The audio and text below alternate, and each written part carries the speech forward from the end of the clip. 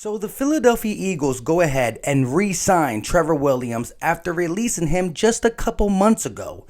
What does that say about Sidney Jones and Rasul Douglas? And can J.J. Arcega-Whiteside take a huge step from year one to year two?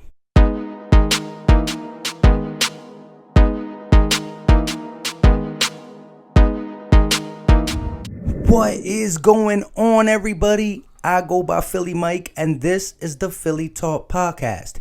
If you are new to the channel and love talking Philly sports every single day, go right ahead and hit that subscribe button and make sure you turn on post notifications so you know when I go live or drop some content.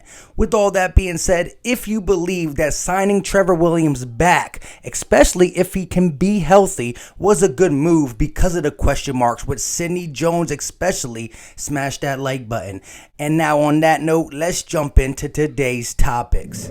I want to start this off by talking about J.J. Arcega-Whiteside and how horrendous his 2019 rookie campaign was. I mean, 10 catches, 100 and something yards, and 1 touchdown. If you guys remember, like I do, against Baltimore in the preseason, J.J. Arcega-Whiteside went off, had a touchdown, a nice catch in the corner, and I believe he was either around 90 or 100 something yards. So you're telling me he was able to get in one preseason game the same stat line that he got in 17 regular season games?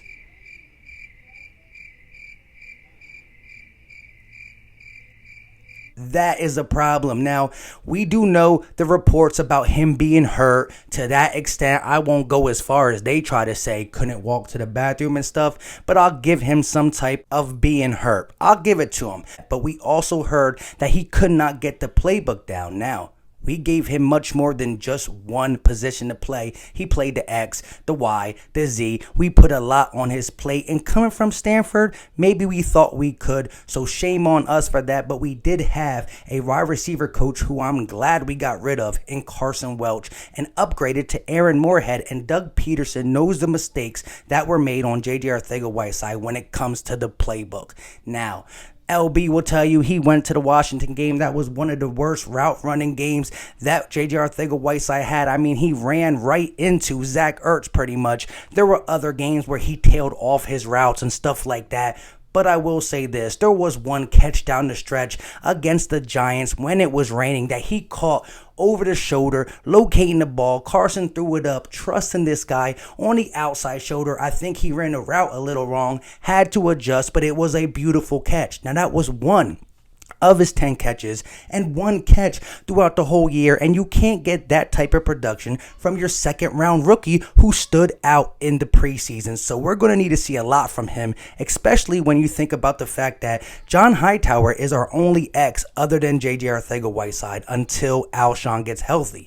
Yes, speed kills. Deshaun Jackson, Jalen Reagor, Quez Watkins, even John Hightower at the X will be lovely with these tight ends and Miles Sanders and the big arm that Carson Wentz has. However, we're going to need some type of X play, and it would be great if we can get that from J.J. Arcega-Whiteside in 2020. So let's run some tape on J.J. Arcega-Whiteside and talk about 3 plays I really didn't like, how he tailed off and just didn't understand what Carson was trying to do. And let's talk about 2 plays that we can build off to 2020. And again, consistency is what he really needs to work on. Let's run the tape.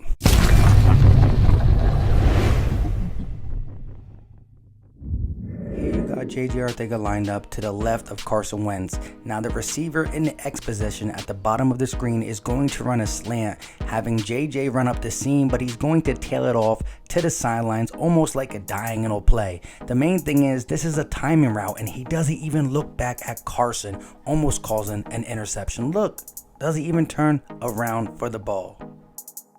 Here, Carson Wentz is going to motion Miles Sanders to identify the defense. He sees that linebacker go. He knows it's man-to-man. He got J.J. Arcega-Whiteside in a slot, nobody in the middle. He's going to run a slant, but J.J. Arcega-Whiteside tails off, letting the cornerback go across his body and get the deflection.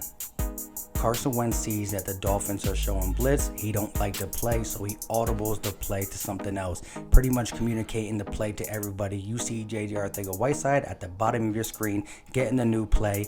He's going to run a post route against this single high man-to-man defense, and at the top of his route, he doesn't get out of it quick enough, leaving the defender on his hip, and he falls back again, tailing off, letting the defender get leverage and get the deflection. Here we start to see some positives. J.J. Arcega-Whiteside is going to run a long dig route, but in that process he noticed that his Carson Wentz is in trouble, but he knows he can make magic, so he stops and comes back to him for his first touchdown of the season.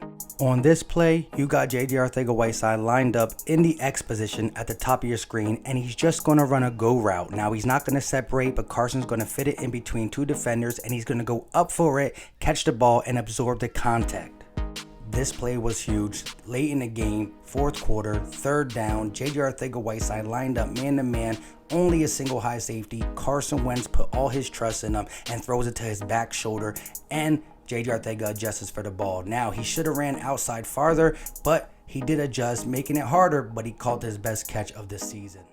Like I said, the 2019 season was not nice to J.J. Arcega-Whiteside, and he knew it. I mean, the one positive I gotta take from J.J. Arcega-Whiteside, other than that catch against the Giants, which we have to see more of that in 2020, was the fact that he came out and said it. Wow, I watched my tape in 2019 throughout this COVID-19 pandemic, and I was not good at all.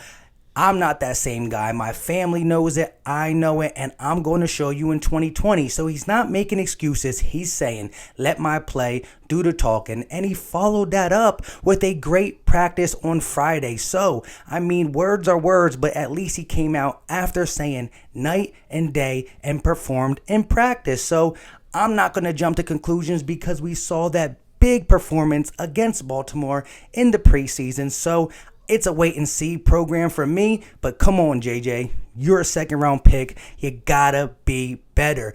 I believe the Eagles are going to have him on a short leash throughout the season. The first 3 to 5 games, they're going to give him opportunities, but if he does not perform, he will be out. John Hightower, Quez Watkins, Jalen Reagor, Deshaun Jackson, Greg Ward Jr. There's too many people on this team that will take his opportunities and make something out of it. Now, to switch over to the defensive side of the ball, Sidney Jones, Rasul Douglas are so bad. One of them so bad at practice, and the other one can't practice, that the Eagles go out and re-sign Trevor Willams, who I was happy when we got back when the season just ended in 2019. That was the first offseason move we made. I mean, before we signed Big Play Slay, before we signed Nikel Roby-Coleman, before we signed Will Parks, before we let go of Malcolm Jenkins, Ronald Darby, moved Jalen Mills to safety, re-signed Ronnie McClown, before we did any of that, we went out and gave future contracts to Trevor Willams. So if we wanted his services,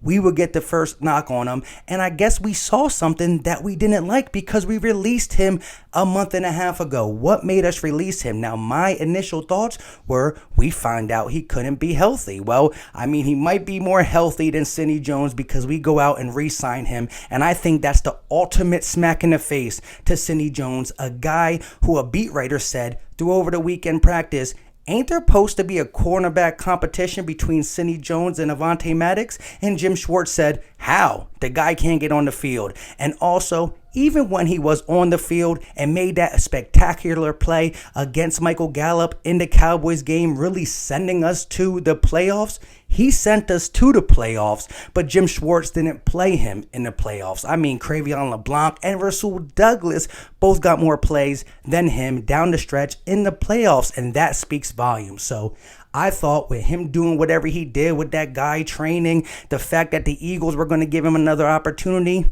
yeah, that's out the window.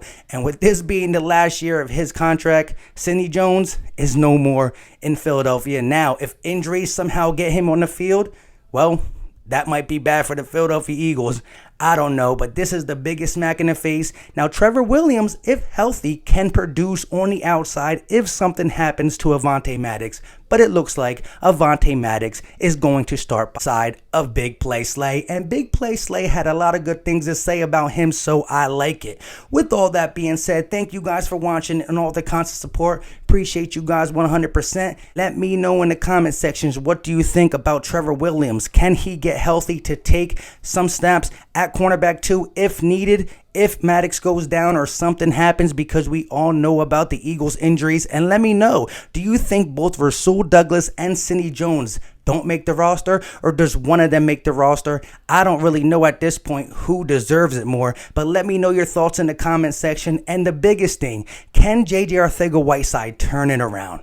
Not to be AB Julio Jones, a #1 receiver, but can he be productive in 2020? Let me know all your thoughts. And like I said, Sidney Jones could have been a first-round pick. Now he's going to be fighting for a job. Sad day for him, but it is what it is. Until next time, you know what time it is. We out.